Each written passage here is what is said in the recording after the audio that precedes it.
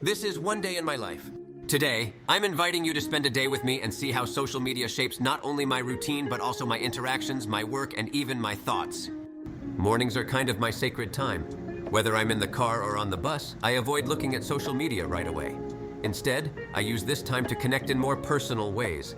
I might chat with my mom, which is something I find really grounding. I also get a chance to catch up on my reading. Right now, I'm reading Purple Cow by Seth Godin, a great book that's all about how to stand out in business by being remarkable.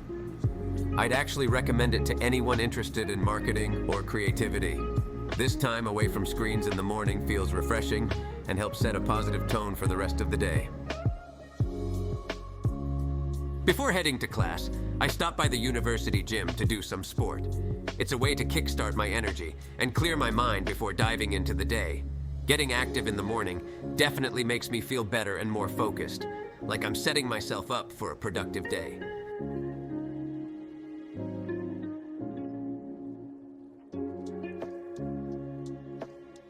After the gym, if there's extra time, I like to get some homework done or catch up on assignments. I also take a quick break for breakfast, which helps me recharge and get ready for the classes ahead. But once I get to class, that focus sometimes fades. Social media becomes a way to zone out, to escape the intensity of lectures or long lessons. It's almost an instinct, scrolling through Instagram, maybe checking TikTok if I need a quick laugh or distraction. It's funny because, like a lot of people, I know I'm probably missing out on what's happening in class.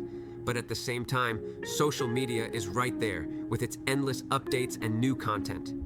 Did you know the average person checks their phone more than 80 times a day? It's like social media has rewired our attention spans. Lunch is my dedicated YouTube time.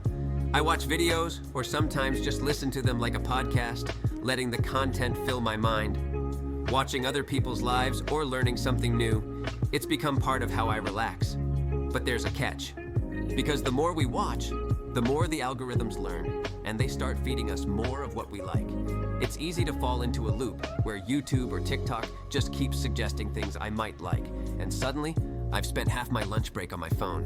Algorithms make it almost too easy to get hooked. Then comes the afternoon, and social media starts to interfere with what I really should be doing. I have homework and assignments, but instead, I'll put on a YouTube video to listen to like a podcast. The idea is that I'll just listen in the background, but before I know it, I'm watching instead of working. This is actually called attention residue, where shifting between tasks makes us less focused and more easily distracted. Every time I glance back at social media, I'm chipping away at my concentration. On the bus home, social media becomes a way to unwind, like a reward at the end of the day. I check Instagram, catch up on what friends are doing, and browse through stories. Social media feels like a way to stay connected, even on my solo bus rides. But at the same time, I realize I'm losing valuable time that could be used to clear my head, or just enjoy the ride home.